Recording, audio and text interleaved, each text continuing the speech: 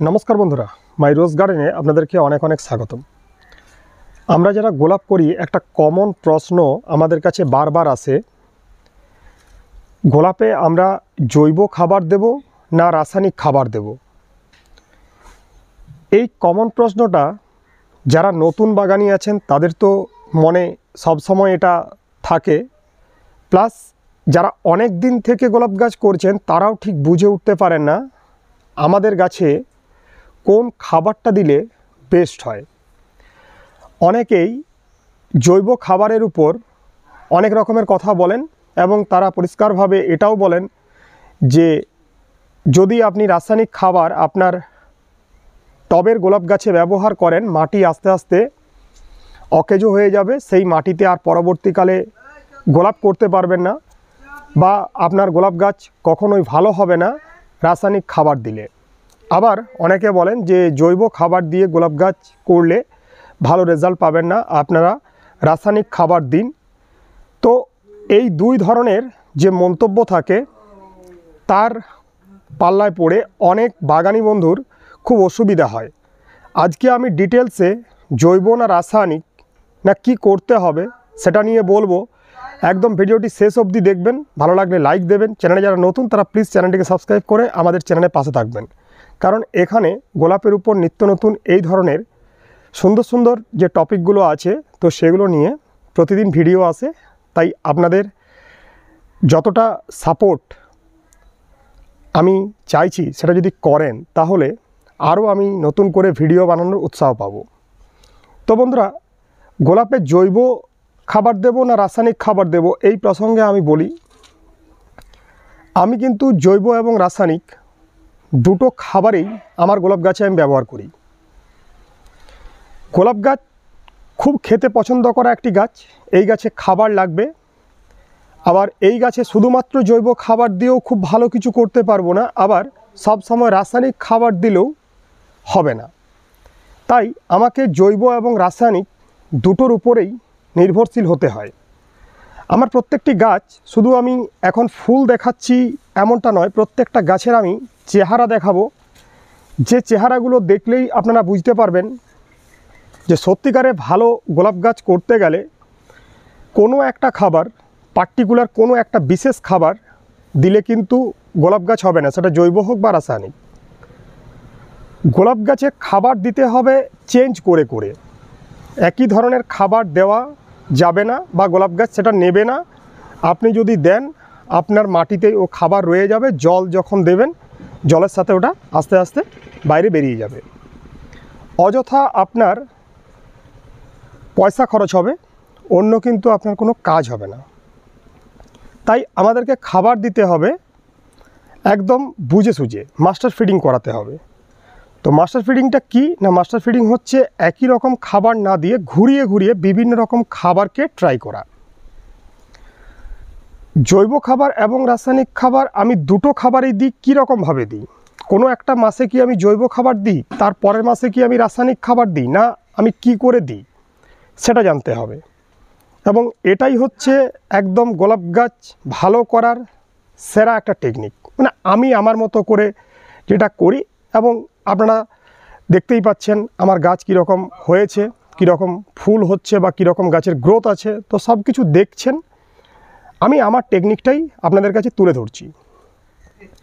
আমি প্রত্যেক ভিডিওতেই কম বেশি বলি যে গোলাপ গাছ যেহেতু হেভি ফিডার, একে দুদিন করে সপ্তাহে খাবার দিতে হবে। তো আমি কি করি, আমি প্রথমবারে হয়তো একটা রাসায়নিক খাবার দিলাম, সেই সপ্তাহের সেকেন্ড খাবারটা আমি জৈব খাবার দিই। আশা করি ব্যাপারটা ক্লিয়ার করতে পারলাম। মানে আমার দুটো খাবারেই পড়লো, খাবারটা চেঞ্জ হলো এবং তার পাশাপাশি রাসায়নিক এবং জৈব দুটো খাবারই দেওয়া হলো। এবারে আরেকটা সাধারণ ব্যাপার আপনাদেরকে আমি বলবো, অনেকেই জানেন যে একটি গাছের রাসায়নিক খাবার দেওয়া মানে কি। রাসায়নিক খাবার দেওয়া মানে গাছটির কুইক গ্রোথ শুরু হয়ে যাবে, বা যদি আপনার গাছে কুঁড়ি আছে সেই কুঁড়িটা দ্রুত ফুলে পরিণত হবে। মানে এটা রাসায়নিক খাবার একটা ধর্ম যে কুইক কাজ করে।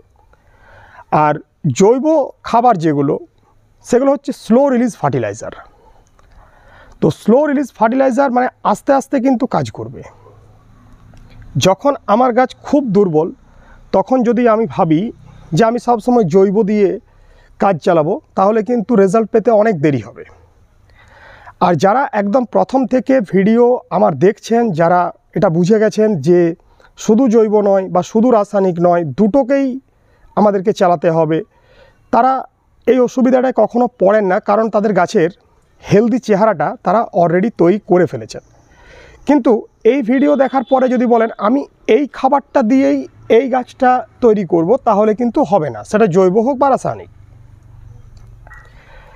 রাসায়নিক খাবার দিলে দ্রুত কাজ হয়ে যাবে, গাছ কিন্তু তাড়াতাড়ি ডেভেলপমেন্ট করবে এবং খাবারও তাড়াতাড়ি শেষ হয়ে যাবে। খাবারের যে অ্যাকশন সেটা বেশি দিন মাটিতে থাকবে না। আবার জৈব খাবার আস্তে আস্তে কাজ করবে, কিন্তু খাবারের গুণাগুণ অনেক দিন পর্যন্ত মাটিতে থাকবে, গাছ কিন্তু ওখান থেকে আস্তে আস্তে আস্তে আস্তে করে খাবার নিতে পারবে। তার জন্য আমরা তো সবসময় রাসায়নিক খাবারটা সব দিন দিতে পারবো, একই নিয়মে দিতে পারবো, সারা বছর ধরে দিতে পারবো, এমনটা তো হবে না। আমরা অনেক সময় বিভিন্ন কাজের চাপে হয়তো খাবার দিতে পারলাম না, কিন্তু যদি আমরা জৈব খাবারটা ওখানে টবে দিয়ে রাখি, সেক্ষেত্রে গাছের খাবারের কোনো ডেফিসিয়েন্সি হবে না, কারণ গাছ তার খাবারটা মাটি থেকে পেয়ে যাবে। তার জন্য আমি জৈব এবং রাসায়নিক দুটোতেই মোটামুটি বিশ্বাস রাখি। এবারে অনেকে বলছেন রাসায়নিক খাবার দিলে টবের মাটি নষ্ট হয়ে যাবে। দেখুন, রাসায়নিক খাবার দিলে টবের মাটি নষ্ট হয়ে যাবে এটা একদমই ভুল ধারণা। তবে হ্যাঁ, রাসায়নিক খাবার আপনাকে বুঝে সুঝে দিতে হবে। একটু জৈব খাবার যদি বেশি পড়ে, সেক্ষেত্রে গাছের কোনো প্রবলেম দেখতে পাওয়া যায় না সাধারণত, কিন্তু একটু রাসায়নিক খাবার বেশি পড়ে গেলে সেক্ষেত্রে পাতার মধ্যে হলদেটে ভাব হতে পারে, পাতার ধারটা পুড়ে যেতে পারে, যদি এর চেয়েও বেশি পরিমাণে হয়ে যায় রুট জ্বলে যেতে পারে, গাছটা আস্তে আস্তে নষ্ট হয়ে যেতে পারে, অনেক কিছু প্রবলেম হয়ে যেতে পারে। কিন্তু একটু জৈব খাবার বেশি হলে তেমন কোনোই পরিবর্তন আপনি দেখতে পাবেন না। তবুও বলবো, রাসায়নিক হোক বা জৈব হোক, খাবার সবসময় মেপে দেওয়া উচিত। আমরা যখন ভিডিও করি তখন একদম পরিমাণটা উল্লেখ করে দিই, সেই পরিমাণে দেওয়া উচিত। এর চেয়ে বেশি বা কম কোনোটাই দেওয়া উচিত নয়। একটু কম দিলে ক্ষতি কিছু হবে না, কিন্তু একটু বেশি দিলে প্রবলেম হতে পারে। জৈব খাবার একটু বেশি পড়লে খুব বেশি প্রবলেম হবে না, কিন্তু রাসায়নিকে প্রবলেম হচ্ছে যেহেতু, তাই রাসায়নিকটা তো অবশ্যই একদম মেপে দিতে হবে। তাই আপনারা এটুকু বুঝতে পারলেন যে রাসায়নিক খাবার দেবেন না জৈব খাবার দেবেন। সঠিক নিয়মে সঠিক ডোজে যদি আমরা রাসায়নিক খাবার দিই, সেক্ষেত্রে গাছের কোনো প্রবলেম হবে না, এটা আপনাদেরকে আমি গ্যারেন্টি দিচ্ছি। জৈব খাবারের মধ্যে কি কি দিতে পারেন? ভার্মি কম্পোস্ট দিতে পারেন, গোবর সার দিতে পারেন, সরিষার তরল সার দিতে পারেন, বা আমি যে জৈব মিক্স ফুডটা চ্যানেলে বলেছি সেই জৈব মিক্স ফুডটাও দিতে পারেন। এবারে রাসায়নিক খাবারের মধ্যে কি কি দেওয়া যাবে? যে কোনো কম্পোজিশনের আপনারা সুফলা সার দিতে পারেন, সেটা 10-26-26 বা 20-20-0-13 বা আদার্স কোনো সুফলা সার আপনারা দিতে পারেন। অল্প বিস্তর ডিএপি ইউজ করতে পারেন গাছে খুব কম পরিমাণে। 19-19-19 বা 20-20-20 যেগুলো ব্যালেন্স এনপিকে আছে সেগুলো স্প্রে করতে পারেন। 00-50 দিতে পারেন, 13-0-45 দিতে পারেন, বা 12-61-0 দিতে পারেন। এই ধরনের রাসায়নিক খাবারগুলোই মেনলি আমরা দিই, আর দিই ম্যাগনেসিয়াম সালফেট। তো এই ধরনের খাবারগুলো যদি আমরা সঠিক নিয়মে গাছের চেহারা অনুযায়ী সঠিক ডোজে আমরা দিতে পারি, সেক্ষেত্রে মাটির উর্বরতা শক্তি একদমই নষ্ট হবে না, গাছ অনেক ভালো হবে। তাহলে বুঝতে পারছেন, একটা সপ্তাহে আপনাকে জৈব খাবারও দিতে হবে, প্লাস আপনাকে দিতে হবে রাসায়নিক খাবার। তাহলেই আপনি এই রকম সুন্দর মানের গোলাপ গাছ করতে পারবেন। কোনো একটা স্পেশাল রাসায়নিক খাবার বা স্পেশাল জৈব খাবার বলে কিছু হয় না, শুধু মিক্স ফুডটা দিয়ে দিলাম গাছ এই রকম হয়ে যাবে এমনটা কিন্তু হবে না। দুটোই আপনাকে ইউজ করতে হবে ঘুরিয়ে ফিরিয়ে। একই রকম খাবার দেওয়া যাবে না এবং কোনো একটা স্পেশাল খাবার দেওয়া যাবে না। এই কয়েকটি কথা আপনাদেরকে মনে রাখতে হবে যারা গোলাপ করছেন। আশা করি আমার মতো বা এর চেয়েও ভালো গোলাপ গাছ আপনারা করতে পারবেন টবের মাটিতে। ধন্যবাদ বন্ধুরা, প্রত্যেকে ভালো থাকবেন। আজ এটুকুই।